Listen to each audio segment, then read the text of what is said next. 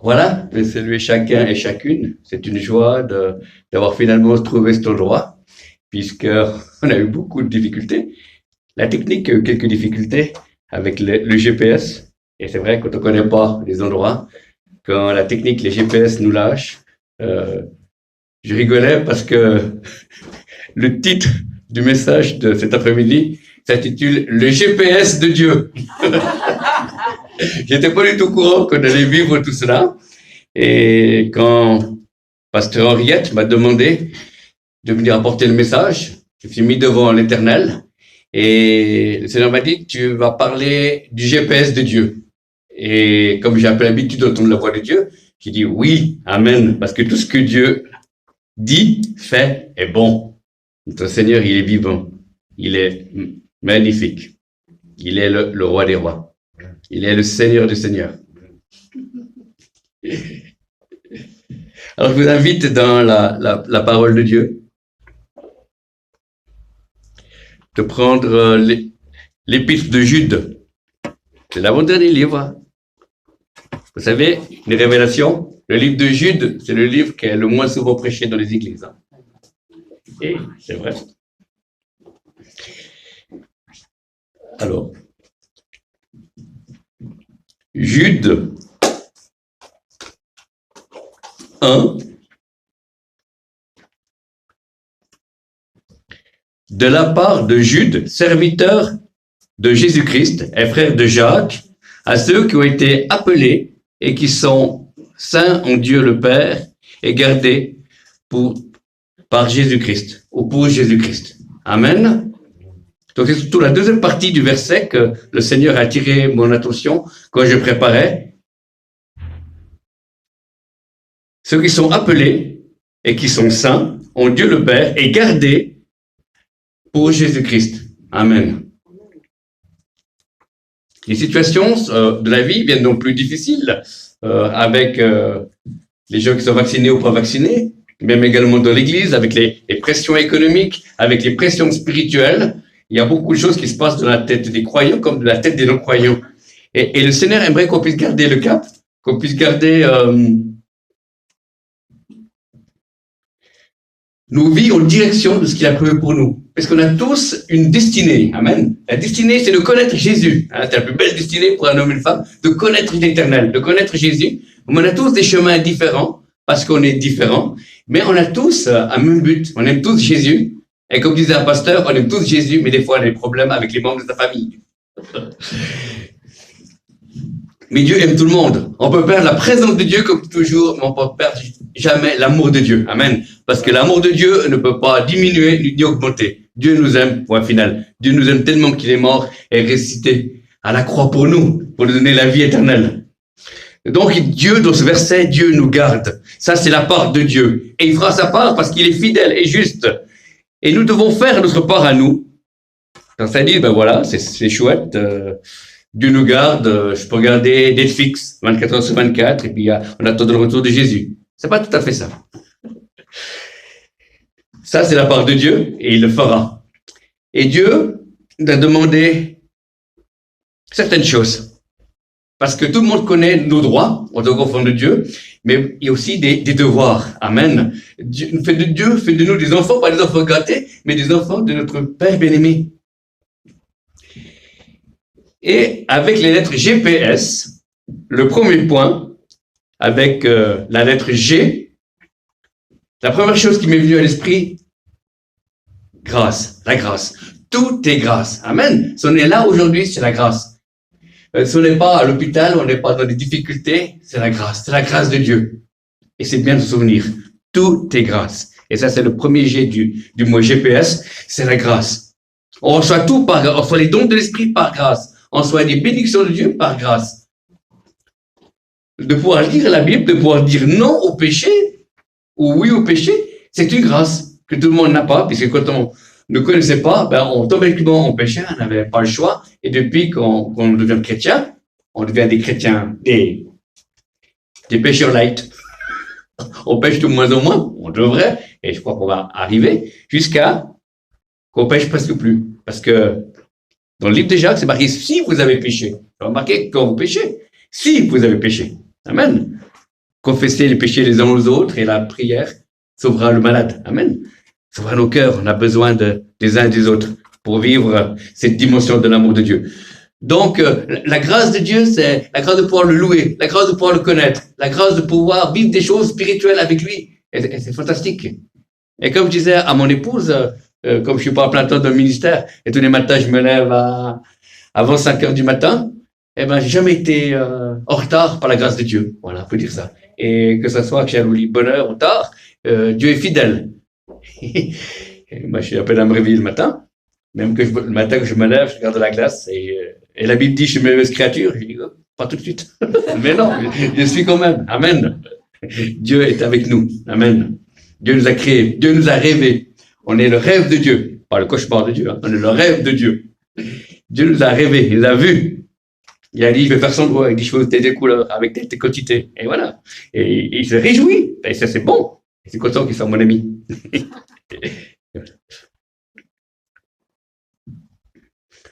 Sandro, c'est un ancien footballeur, hein. Pour ça, c'est un chantre. On dit tous, c'est un chantre avant.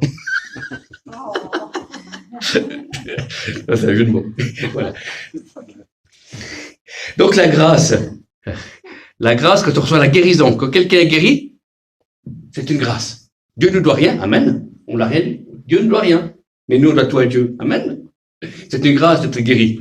Et c'est que la semaine passée où j'ai eu la grâce, bah oui, je te le dire, de passer à l'émission Paris tout est possible avec mon ami Carlos Payan, et ben au milieu de l'émission, Carlos a pris son téléphone et il a montré qu'il y avait une petite fille qui avait prié, qui est sortie du fauteuil roulant. Donc il a montré devant tout le monde, on a été là en Zoom, dans l'émission direct, il a pris son téléphone et les parents ont envoyé la photo à Carlos Payan, leur enfant, la petite fille, qui avait, je crois, 4 ou 5 ans qui était debout. Ah ouais, et on l'a voyé debout sur son fauteuil et puis on s'est réjoui. Amen, c'est une grâce, c'est un cadeau. Des fois, on oublie qu'on est dans un pays, la Suisse, loin d'être parfait, mais il y a quand même des choses qui sont bonnes, des choses c'est une grâce d'être là. Il y a tellement de personnes qui sont à l'extérieur de la Suisse et les chrétiens à qui je contacte par Zoom ou téléphone, ils disent mais vous avez quand même certains avantages. Et c'est vrai, on reconnaît. C'est une grâce pour habiter en Suisse. C'est un cadeau. Même si le pays n'est pas parfait, il a besoin de revenir à Dieu. Que ce soit les autorités, les responsables d'église, il y a besoin. Mais c'est pas grave, il y a des choses que Dieu fait. Et Dieu aime notre pays, comme toutes les nations. Ensuite, pour le mot GPS, GPS de notre cœur puisse fonctionner. Parce qu'avant d'être converti, on n'avait pas le GPS, donc on allait n'importe où, on se perdait à différents endroits, spirituellement comme physiquement. Une fois qu'on a le GPS de Dieu, comme il y a la grâce, on sait que on peut repartir. De même qu'avec le GPS, quand on loupe une rue, comme aujourd'hui, eh ben on peut prendre notre rue et puis arriver finalement à l'endroit. On peut perdre du temps, mais on ne perd pas le but que Dieu a prévu pour nous. Amen. C'est intéressant que les Israélites, quand ils ont quitté l'Égypte, ils auraient pu passer par un endroit où ils auraient duré 3 jours au lieu de faire 80 ans. Et Dieu a dit non, ils vont pas passer par là parce que s'il y a un combat, ils vont revenir en arrière. Et Dieu leur fait faire un autre chemin. Et finalement, le chemin aurait dû être plus court, mais par leur désobéissance, par leur crédulité, par leur murmure, ils ont prolongé ce temps dans le désert et plusieurs sont morts. Amen. Malheureusement. Et pour nos vies, c'est la même chose. Je me vois avec le recul, avec les années. Je me suis dit, il y a des souffrances que j'aurais pu éviter. Il y a des erreurs que j'aurais pu éviter. Il y a des choses qui ont été plus courtes. Mais finalement, j'ai quand même passé et je me retrouve dans le chemin que Dieu a voulu. Mais peut-être j'aurais pu éviter certaines larmes, certains échecs. Voilà. Et pour chacune de nos vies, c'est ça. Et comme disait Maurice Ray, c'est un serviteur de Dieu suisse, qui est maintenant auprès du Seigneur, mais quand il avait 80 ans et plus, il prêchait encore. Et il disait à Jeunesse en Mission, il disait, j'aimerais avoir votre âge, mais avoir l'expérience de Dieu que j'ai maintenant aujourd'hui. C'est intéressant. Amen. On n'a jamais fini d'apprendre. Tous les âges, on apprend à découvrir Dieu. Et chaque fois qu'on découvre Dieu, notre foi augmente. Avant de connaître Dieu qui guérisse, eh ben, j'aimais quand même Dieu, il m'avait sauvé, je le remerciais. Et puis le jour où j'ai prié pour des personnes qui ont, c'est pas des grandes maladies, mais qui ont comme été guéries physiquement, eh ben, l'amour pour Dieu est Dieu le plus grand par nos, voilà. C'est pas ce que l'on sait qui nous fait grandir, c'est ce que Dieu nous révèle. Ça, c'est Michel Chevalier qui dit ça. C'est pas ce que l'on sait qui nous fait grandir, c'est ce que Dieu nous révèle. Amen. Donc c'est une grâce. Les révélations, c'est une grâce. La libération, la délivrance, qu'on a besoin de délivrance. Des fois, il y a des gens qui sont bloqués dans leur marche chrétienne, ils ont besoin de délivrance. Moi aussi, hein, on m'a chassé tous les démons existants et inexistants. Bon. Mais j'ai aussi dû passer par là. Amen. Pas parce que je me tiens devant vous que je suis meilleur, pas du tout. Je me tiens devant vous parce que c'est une grâce et parce qu'il m'a choisi. Et il vous aussi choisi afin que vous puissiez avoir une mission avec Dieu. Hein. Avec Dieu, c'est pas mission impossible. Hein. C'est nous qu'on a impossible, mais pas la mission. C'est Dieu qui le fait en nous. Ensuite, le deuxième lettre pour GPS, c'est P. P comme pardon. J'ai découvert que dans nos cœurs, pour qu'on puisse garder le cap de ce GPS qui nous montre toujours Jésus, eh ben, après la grâce, c'est le pardon. Le pardon face à Dieu, chaque fois qu'on offense Dieu par nos péchés. Amen. Qu'on fait encore. Attention, je parle de différence de faire des péchés et de vivre dans le péché. Vivre dans le péché, c'est quand on sait que quelque chose est mauvais, on le pratique et on reste dedans. Et ça, Dieu n'est vraiment pas content. Mais si c'est un péché qu'on se met en colère et ce n'est pas prévu, eh ben, demander pardon à Dieu, mais ce n'est pas vivre dans le péché. Faire une différence pour pas culpabiliser les gens. Parce que il y a des jours où on pêche plus, des jours où on pêche moins. Et voilà. Il faut demander pardon à Dieu. Si le confesseur le péché, il est fidèle et juste de pardonner, de purifier toute iniquité. Et puis, vous demandez pardon des fois aux autres, si on blesse quelqu'un. Des fois, ça m'est arrivé. Dans l'église ou à l'extérieur de l'église, ben, vous demandez pardon, Dieu excuse. Je ne veux pas dire comme ça ou j'étais énervé. Voilà. Et c'est bien. Pardonnez-vous les uns les autres. Dans l'évangile de Matthieu, il y a un passage qui dit si vous ne pardonnez pas aux autres, votre Père Céleste ne vous pardonnera pas non plus. Donc, ça a un intérêt à pardonner. Amen. Le pardon est une puissance qui libère, et qui nous libère, et qui libère l'autre.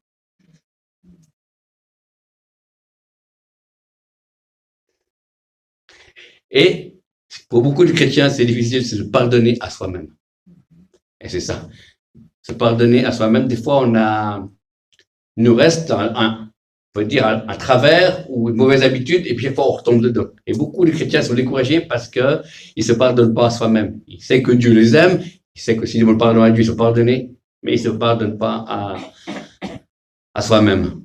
Il y avait un homme de Dieu aux États-Unis, un évangéliste, qui avait sa vie totalement en règle, sauf dans un domaine. Il y avait un domaine de sa vie où il n'arrivait pas à lâcher, il avait un péché, et puis tout d'un coup, il était visité par Dieu dans une réunion et il a été touché par l'amour de Dieu. Vraiment très profondément, plus que d'habitude qu'il connaissait. Et cet évangéliste, il a dit, waouh, tu m'aimes, Seigneur, comme ça. Aussitôt, il a plus commis ce péché.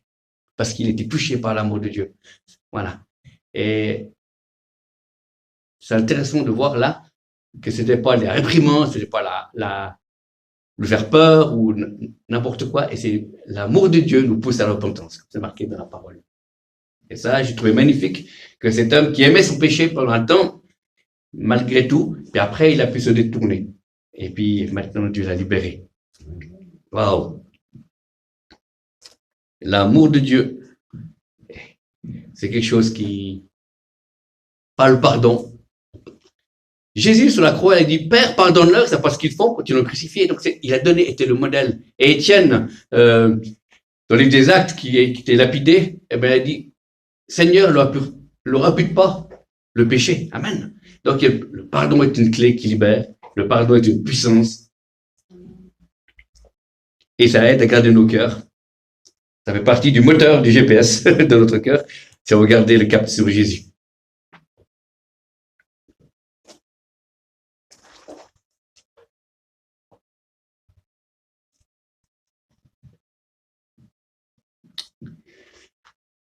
Demander pardon directement à Dieu, des fois, pour des choses qu'on a crues. Il y a des gens qui ont prêché des choses, tout à coup, ils ont mieux compris la Bible et ils ont prêché un peu différemment.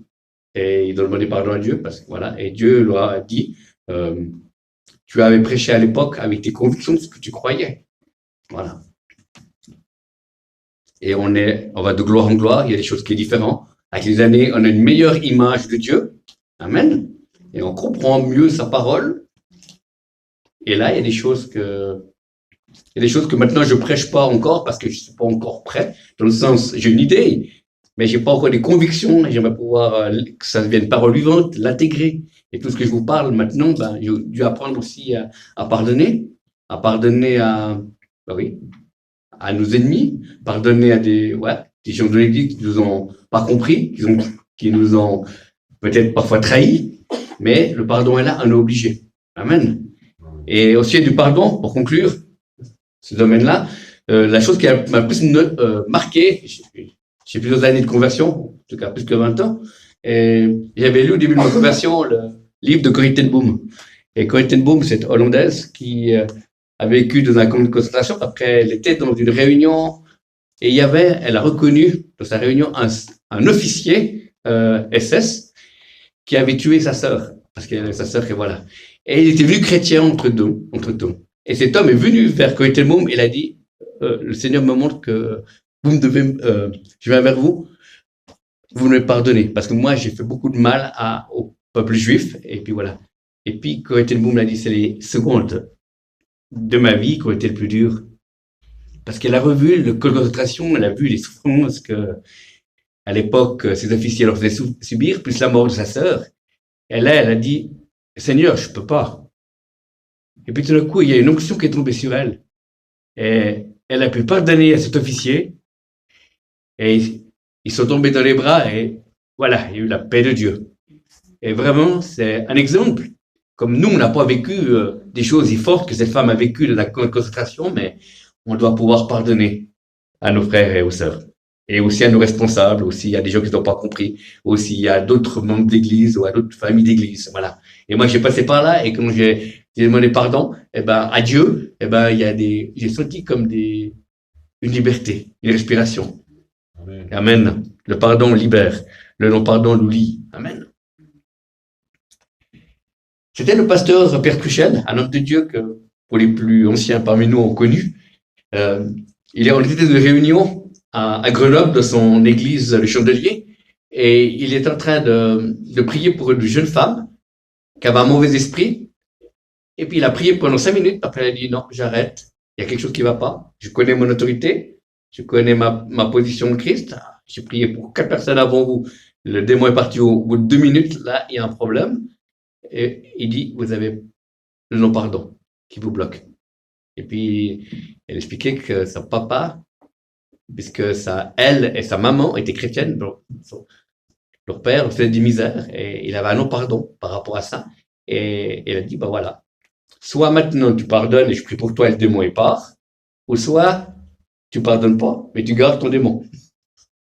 Alors, au bout d'un moment, la fille, elle a crié, au bout de quelques secondes, puis elle a dit, oui, je pardonne, puis aussitôt, a été libéré. Amen. Vous voyez, pourtant Dieu est tout puissant. Il a vaincu tous les démons, Amen. Il est le grand vainqueur, il a donné autorité sur la puissance du malin, rien pour nous nuire, mais le non-pardon bloque la main de Dieu. Ensuite, pour notre GPS de notre cœur, le troisième point, c'est S. J'ai réfléchi, qu'est-ce qu'on pourrait faire? Qu'est-ce qu'on pourrait mettre? S. Et puis il dit, sainteté. Voilà. Je crois que dans l'Église, dans la société où on vit, il y a au moins de sainteté. Et je crois que la sainteté est quelque chose qui doit revenir dans l'Église, dans les groupes de prière. C'est ce qui a éteint d'ailleurs le groupe Jesus People dans les années 70. Et c'était des gens qui étaient réellement touchés par Dieu, des hippies, tout ça. Mais leur manque de sanctification a fait que ce mouvement, en tout cas, il y a plusieurs choses, mais principalement, le manque de sanctification, ils n'ont pas changé de vie, beaucoup, certains, et ça a éteint le feu du réveil, et c'est pour ça que beaucoup, par contre, sont convertis, amen, gloire à Dieu, mais ce feu s'est arrêté, et par un manque de sanctification. Et la Bible dit, sans sanctification, personne ne verra Dieu, amen.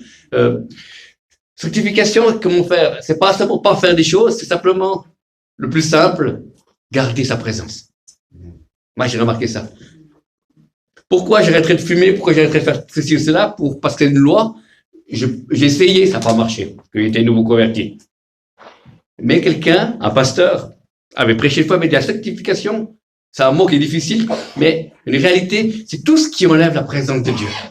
Alors maintenant, je suis d'accord de ne pas fumer, je suis d'accord de ne pas faire ça pour garder la présence de Dieu. Moi, je veux la présence de Dieu, j'aime mon Seigneur. Et si en échange, je peux avoir la présence de Dieu, puis voir des miracles, des guérisons, des paroles prophétiques précises, ben, je préfère cela. Et c'est cela, on va de gloire en gloire, c'est qu'on se sanctifie, c'est enlever des choses qui nous enlèvent la présence de Dieu, afin que la présence de Dieu soit de plus en plus forte et que nous puissions aller de gloire en gloire. Et si on tombe, ben on se relève, parce que le juge tombe cette fois et il se relève toujours. Amen. Et la sanctification, c'est quelque chose qui est pas tellement compris, parce que nous, on est nature pécheresse, mais Dieu, il est saint, il est hors temps, hors espace, hors création. C'est pour ça qu'il a vaincu la mort, c'est pour ça qu'il a vaincu le péché. Et il aime le pécheur, mais il n'aime pas le péché.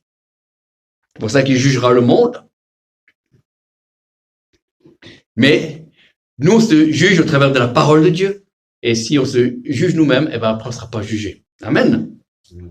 Parce que Christ est mort, il a accompli la loi en entier. Nous ne pouvons pas l'accomplir par nos propres forces. Mais parce qu'il est dit que si quelqu'un réussit à observer toute la Bible, mais pêche contre un seul commandement, il est coupable de tous. C'est impossible. C'est pour ça qu'il a fallu que Jésus vienne, le Fils de l'homme, le nouvel Adam, pour montrer l'exemple, comme quoi il était possible de vivre une vie passionnée pour Jésus, passionnée pour le royaume de Dieu, passionnée pour la vie, passionnée pour l'éternité. Parce que ce qu'on vit actuellement ici, c'est une préparation pour l'éternité. Amen. On n'est pas destiné à la terre, mais on est appelé à partir. Ah oui, Jésus revient. Hein? Amen. Gloire à Dieu. C'est pas un slogan publicitaire, c'est une réalité planétaire. Ah, c'est pas mal ça. Un sujet publicitaire, mais une réalité planétaire. Voilà. Jésus revient bientôt. C'est pour ça que je dis toujours, ma femme, elle ressemble plus à Jésus, c'est après le culte. Parce qu'il discute avec tout le monde, puis il dit, je viens bientôt. Je ne sais jamais quand elle vient. Mais je la bénis et je l'aime. Amen. Voilà. Et Jésus revient chercher une épouse sans tache ni ride. C'est pour ça qu'il y a besoin de cet aspect de la sainteté. Et qu'on soit un nouveau croyant, un chrétien adulte ou un aîné, on a besoin de marcher dans la sainteté. Saint, saint, saint est l'Éternel des armées, et toute la terre est remplie de sa gloire. Et c'est intéressant que le niveau de sainteté, ce pasteur Pierre Tuchel a découvert ça, que plus il était saint, il a avancé de la sainteté, plus il pouvait chasser une catégorie de démons qui avaient des autres années en arrière, ne pouvaient pas le chasser parce qu'ils n'étaient pas assez sanctifiés. Ah, intéressant. Donc il y a des hommes de Dieu, des pasteurs, qui peuvent chasser des démons jusqu'à un certain degré, mais après leur vie n'est pas assez sanctifiée, donc les démons ne partent pas. C'est intéressant. Amen. C'est pour ça qu'on a appelé à la sainteté. Amen. C'est pour ça que l'ennemi a horreur de la sainteté. Mon père spirituel, qui était le prophète Christian Pellen, a expliqué que Dieu, quand il a donné à Lucifer, que de diriger la louange, il a donné 3 choses qu'il n'a pas donné au diable. Il savait qu'il peut dévier, et il a dévié. Amen. Qu'est-ce qu'il n'a pas donné au diable? Il y a 3 choses qu'il n'a pas donné au diable. La toute-puissance, la sainteté et l'amour. Ah, ça, c'est intéressant à savoir. Hein. Le reste, il a tout eu. Il a tout gardé, il a tout reporté de les ténèbres. Il y a 3 choses que Dieu n'a pas donné. La toute-puissance, seul Dieu est tout-puissant. La sainteté, saint, saint, saint, l'Éternel des armées. Toute la terre est remplie de sa gloire. Et l'amour. Amen. Amen. Parce que dans le monde des ténèbres, les démons, ils ne s'aiment pas. Amen. C'est la guerre. C'est terrible, on ne s'imagine pas. Hein. Mais voilà. Par contre, parfois, le monde des ténèbres est tellement bien organisé, il faut mieux organisé que certains chrétiens. Amen. Et j'aime beaucoup ce que dit mon ami Michel Chevalier. Il dit, le diable croit plus à votre appel que certains chrétiens eux-mêmes. Parce qu'ils sont tellement embêtés. Il dit, mais le diable m'embête, pourquoi? Parce qu'il y a un appel sur ta vie. Parce que Dieu t'a créé cette terre pour être un messager, pour apporter, pour faire quelque chose qui fait avancer le royaume. C'est pour ça que vous qui êtes là, le but, c'est que vous puissiez marcher dans la foi. Le but de la prédication prophétique, c'est que vous puissiez rentrer dans cette dimension d'être plus proche de Dieu. Et comme dit mon ami Michel Chevalier, que s'il y a des gens qui, après les enseignements, après la prédication, peuvent aimer Jésus un petit peu plus, c'est gagné. Amen. On n'est pas venu pour rien. Alléluia. Moi, je vous aime, je vous bénis et je suis heureux de savoir que l'Éternel est vivant. L'Éternel s'occupe de nous. Que l'Éternel s'occupe des petits groupes, comme des groupes moyens, comme des méga-churches. C'est pour ça. C'est fantastique. Moi, je suis un chrétien tout terrain et même souterrain. Amen. Je prêche des petits groupes, les moyens groupes et les grands groupes. Alléluia. Amen. Je suis comme Dieu, je suis pas raciste. Alléluia. Donc, on a vu GPS, la grâce, le P, pardon, et S, la sainteté.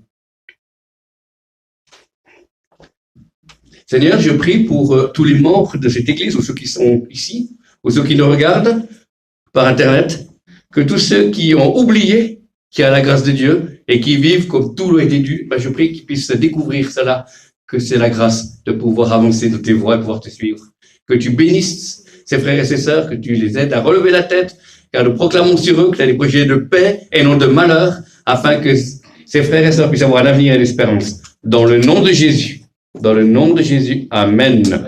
Et pour ceux qui manquent de pardon, soit qu'ils doivent l'accorder aux autres, soit ils doivent demander pardon à Dieu pour certains péchés, ou soit ils doivent surtout se pardonner à eux-mêmes, afin qu'ils puissent faire cette démarche la prochaine fois qu'ils ont leur temps de culte personnel ou un temps à part. Seigneur, merci de les aider. Merci de leur ouvrir la porte du pardon, afin, comme le pardon libère, qu'ils puissent vraiment rentrer dans cette dimension de paix. Car Jésus t'a dit, tu donnes la paix que le monde ne connaît pas. C'est-à-dire, tu bénis ces gens qui vont passer un temps de donner pardon à Dieu à un moment donné. Et pour finir, pour tous ceux qui doivent marcher de la sainteté, qui n'ont pas forcément compris, ou qui ont arrêté de marcher de la sainteté, je prie, Seigneur, que je puisse aider chacun et chacune. On est tous en marche, Seigneur. Mais là où on en est, qu'on puisse aller du point A au point B, ou ce qu'on a avancé du point M au point O, par exemple. Voilà. Seigneur, merci d'intervenir, parce que tu es saint, tu es vivant. Dans le nom de Jésus. Alléluia. Amen. Pour l'église en place, j'avais vu